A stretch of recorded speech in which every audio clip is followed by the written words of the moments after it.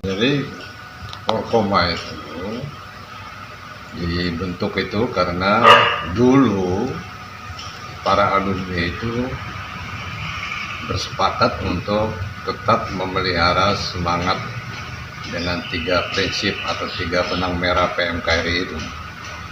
Artinya alumni jangan sampai melupakan 3 hal itu, bahkan menjadikan 3 hal itu sebagai pedoman dalam hidup dan berkarya.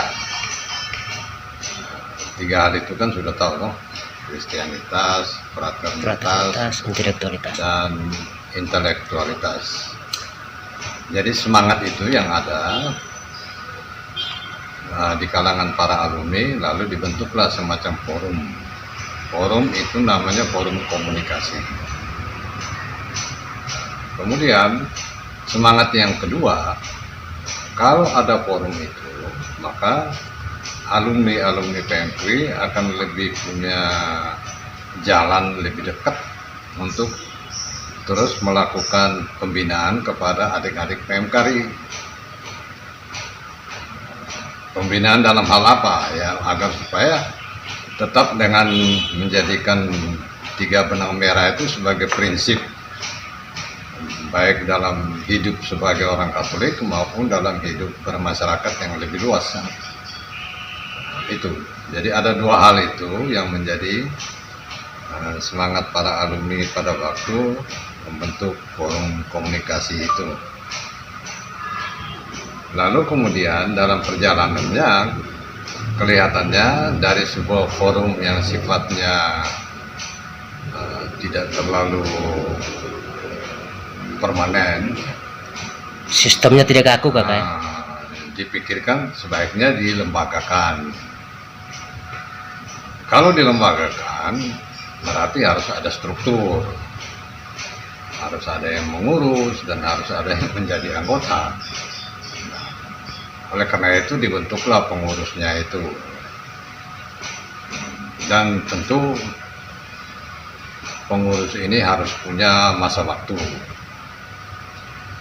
Dalam kaitan dengan musda di NTT, karena memang ketua yang lama itu almarhum Kakak Dino Kamilus sudah meninggal, maka harus dilakukan pemilihan pengurus yang baru.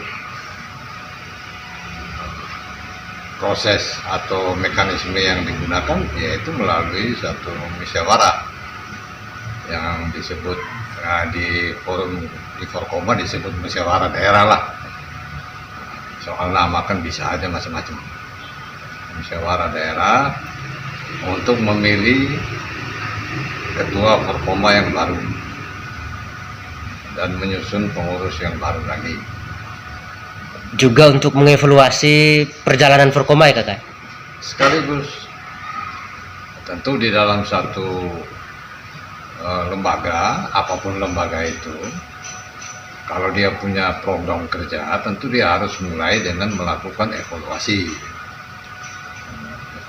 terhadap yang lalu, agar supaya program kerja berikutnya itu bisa dilaksanakan dengan lebih baik sesuai dengan yang diharapkan. Itu.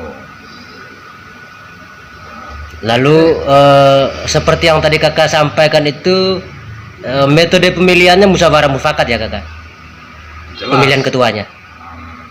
Karena ini ada di dalam negara Indonesia, ya harus mulai dengan musyawarah mufakat. Kalau untuk urusan forum kecil ini aja tidak bisa mufakat, ya voting lah. Tidak layaknya RUAC di masing-masing cabang PMKRI begitu, Kakak? Tidak kaku seperti itu sistemnya? Ya, tidak. Karena ini lebih mengutamakan semangat tadi. Semangat untuk tetap menjadikan 3 benang merah itu sebagai prinsip hidup, dan kemudian tetap menjaga hubungan antara alumni dengan anggota PMKRI yang aktif, silaturahmi segala macam. Berarti ada 2 tujuan itu saja, Kakak? Kenapa Forkoma ini dibentuk? 1 untuk mengikat soliditas antara alumni, dan yang kedua agar alumni bisa memberikan perhatian terhadap pembinaan semua itu, anggota PMKRI di masing-masing cabang. Nah, kalau yang dimaksudkan dengan tujuan, kalau tujuan ya tentu tujuannya untuk melaksanakan itu 3 prinsip dasar itu, agar supaya yang namanya Kristianitas, fraternitas, dan intelektualitas itu menjadi bagian dari kehidupan alumni PMKRI dan anggota PMKRI, sehingga alumni itu pertama benar-benar Katolik, memiliki rasa cinta kasih sesuai dengan hukum utama di dalam iman kita, Ya, dalam bentuk fraternitas, dan intelektualitas dalam arti kita harus memiliki, mendalami dan mengembangkan ilmu pengetahuan. Itu tujuannya. Kakak, sejauh pengamatan kakak atau bagaimana pandangan kakak melihat alumni PMKRI yang menyebar di seluruh NTT ini, apakah masih menjadi Katolik ataukah seperti apa? Wah, itu tentu harus dilakukan satu semacam penelitian dulu ya, untuk mengetahui apakah mereka memang masih menjunjung tinggi Kristianitas atau tidak. Tetapi kalau bicara secara umum perjalanan NTT, kelihatannya perjalanan NTT ini belum sepenuhnya Katolik. Nah, itu artinya bahwa kita-kita yang ada di dalam NTT ini ya boleh dikatakan belum sepenuhnya Katolik. Baik. Sejak tahun 58, setahu saya belum ada satu perkembangan yang seharusnya sudah terjadi ya. Ini 58 sampai sekarang 2021. Itu sudah berapa tahun? Nah, sebagian besar penduduk kita di desa-desa sampai hari ini masih tetap berpendidikan rendah. Betul. Pelayanan kesehatan kurang. Lalu kemudian pengetahuan mereka tentang kealahan dan gereja Katolik masih kurang.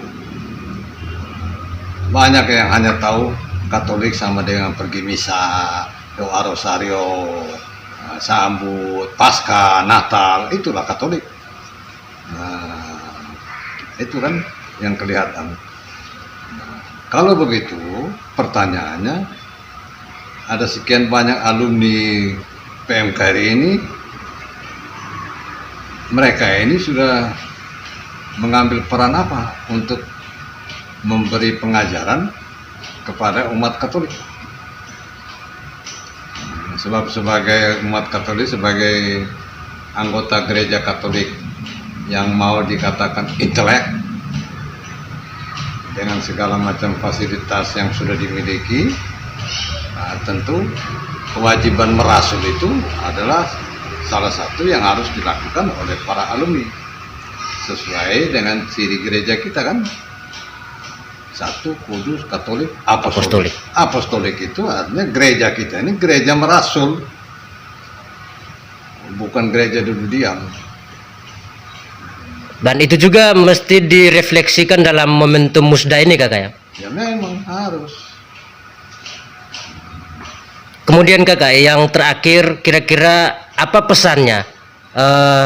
Pesan terhadap semua anggota Forkoma NTT menyongsong musda tanggal 25 sampai tanggal 27 nanti.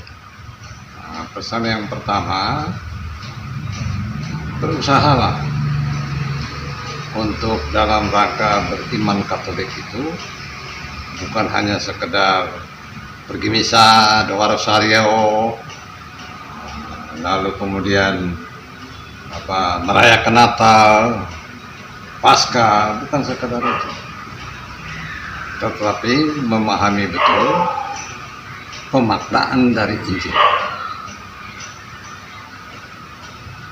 Itu pertama, pemaknaan dari Injil dalam kehidupan kita sehari-hari, baik dalam konteks keluarga, dalam konteks kelompok, maupun dalam konteks kenegaraan. Itu.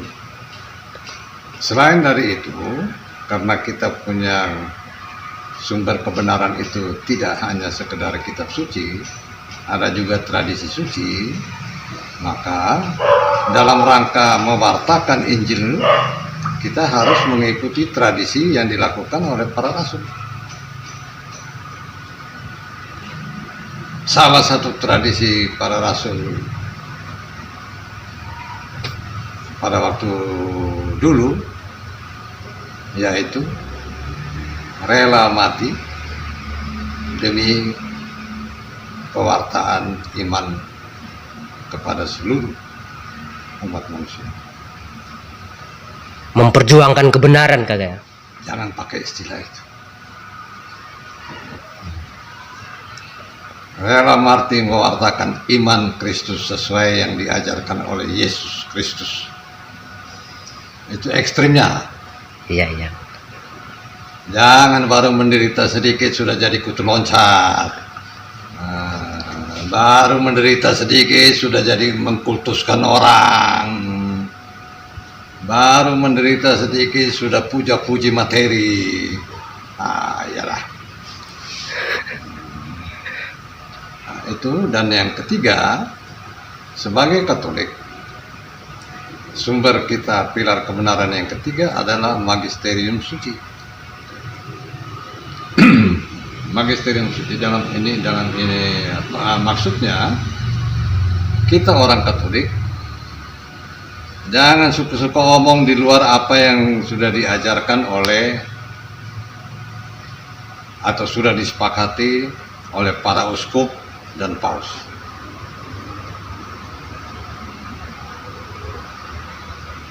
Beberapa kali sering saya dengar, Kak John, tapi ini kayaknya ini kondisi kita di Indonesia ini lain dari apa yang diomong oleh paus dan konferensi para uskup. Itu berarti Anda itu tidak Katolik. Ya kan? Iya. Tidak usah membela-bela diri.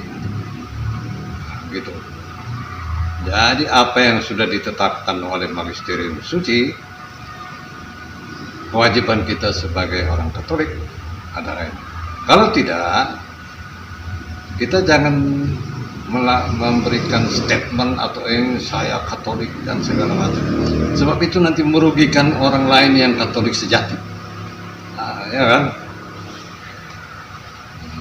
Begitu. Terima kasih kakak.